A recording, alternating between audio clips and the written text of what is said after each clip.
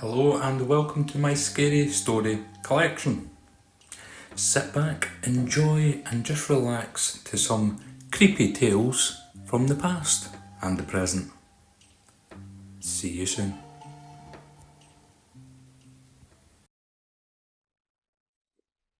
The 12 Brothers, the Brothers Grimm. Once upon a time, there were a king and a queen. They lived happily together and had 12 children, all boys. One day the king said to his wife, "If our 13th child, which you are soon going to bring into the world, is a girl, then the 12 others shall die, so that her wealth may be great, and so that she alone may inherit the kingdom." Indeed, he had 12 coffins made. They were filled with wood shavings, and each was fitted with a coffin pillow. He had them put in a locked room, and gave the key to the queen, ordering her to tell no one about them. The mother sat and mourned the entire day, until the youngest son, who was always with her, and who was named Benjamin after the Bible, said to her, "Dear mother, why are you so sad?" "Dearest child," she answered, "I cannot tell you." However, he would not leave her in peace until she unlocked the room and showed him the coffins, already filled with wood shavings. Then she said, "My dearest Benjamin, your father had these coffins made for you and your 11 brothers. If I bring a girl into the world, you are all to be killed and buried in them." As she spoke and cried, her son comforted her, saying, "Don't cry, dear mother. We will take care of ourselves and run away."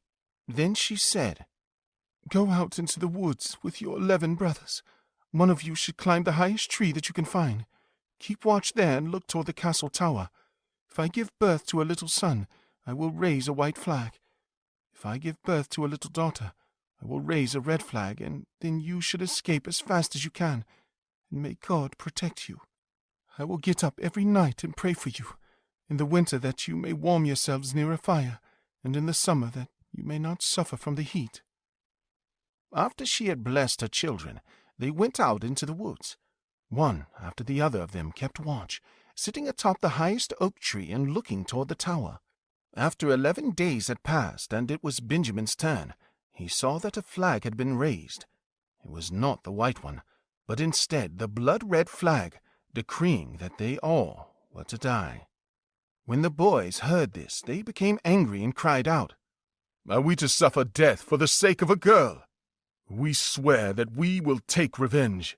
Wherever we find a girl, her red blood shall flow." Then they went deeper into the woods, and in its middle, where it was darkest, they found a little bewitched house that was empty. They said, "We will live here. You, Benjamin, you are the youngest and weakest. You shall stay at home and keep house. We others will go and get things to eat." Thus they went into the woods and shot rabbits, wild deer, birds, and doves, and whatever they could eat. These they brought to Benjamin, and he had to prepare them to satisfy their hunger. They lived together in this little house for 10 years, but the time passed quickly for them. The little daughter that their mother, the queen, had given birth to was now grown up. She had a good heart, a beautiful face, and a golden star on her forehead. Once on a large wash day she saw 12 men's shirts in the laundry and asked her mother, "Whose are these 12 shirts? They are much too small for father." The queen answered with a heavy heart, "Dear child, they belong to your 12 brothers." The girl said, "Where are my 12 brothers? I have never even heard of them." She answered, "Only God knows where they are. They are wandering about in the world." Then she took the girl, unlocked the room for her, and showed her the 12 coffins with the wood shavings and the coffin pillows. "These coffins," she said, "were intended for your brothers, but they secretly ran away before you were born." And she told her how everything had happened. Then the girl said, "Dear mother, don't cry. I will go and look for my brothers." Then she took the 12 shirts and went forth into the great woods. She walked the entire day, in the evening coming to the bewitched little house. She went inside and found a young lad who asked, "Where do you come from, and where are you going?" he was astounded that she was so beautiful, that she was wearing royal clothing, and that she had a star on her forehead. "I am a princess, and am looking for my 12 brothers. I will walk on as long as the sky is blue, until I find them." She also showed him the 12 shirts that belonged to them. Benjamin saw that it was his sister, and said, "I am Benjamin, your youngest brother." She began to cry for joy, and Benjamin did so as well. They kissed and embraced one another with great love. Then he said, "Dear sister, I must warn you that we have agreed that every girl whom we meet must die." She said, "I will gladly die if I can thus redeem my 12 brothers." "No," he answered, "you shall not die. Sit under this tub until our 11 brothers come, and I will make it right with them." She did this, and when night fell they came home from the hunt. As they sat at the table eating, they asked, "What is new?" Benjamin said, "Don't you know anything?" "No," they answered. He continued speaking, "You have been in the woods while I stayed at home, but I know more than you do." "Then tell us," they shouted. He answered, "If you will promise me that the next girl we meet shall not be killed." "Yes," they all shouted. "we will show her mercy. Just tell us."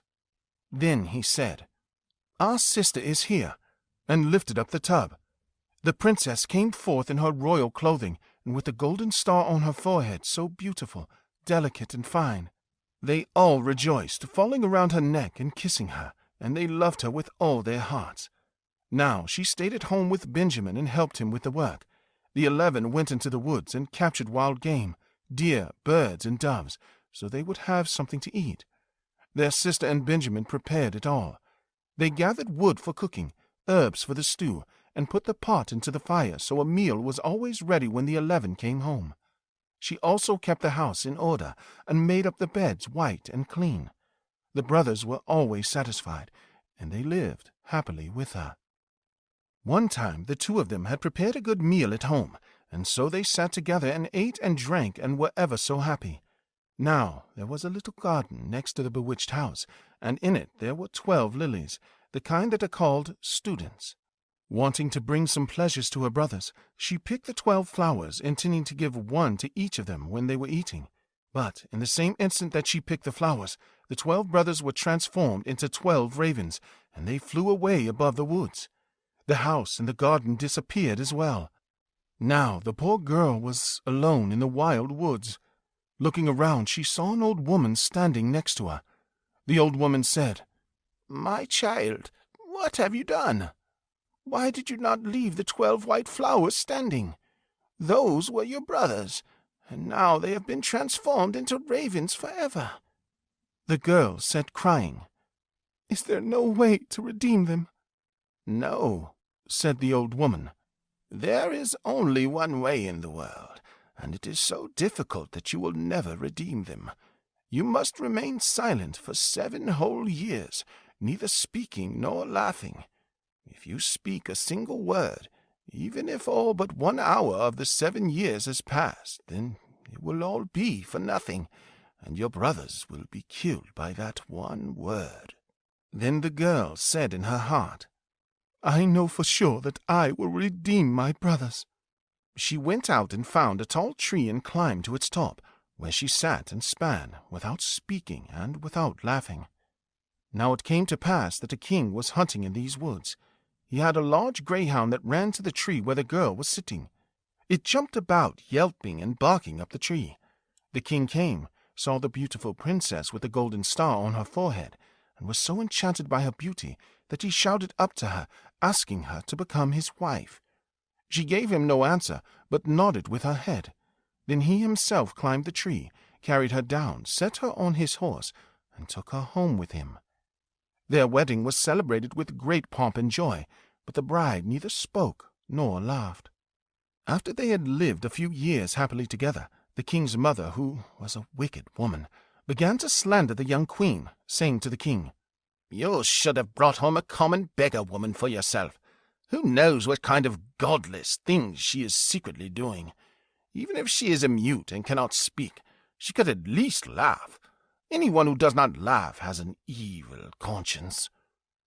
At first the king did not want to believe this, but the old woman kept it up so long, accusing her of so many wicked things, that the king finally let himself be convinced, and sentenced her to death. A great fire was lit in the courtyard where she was to be burned to death.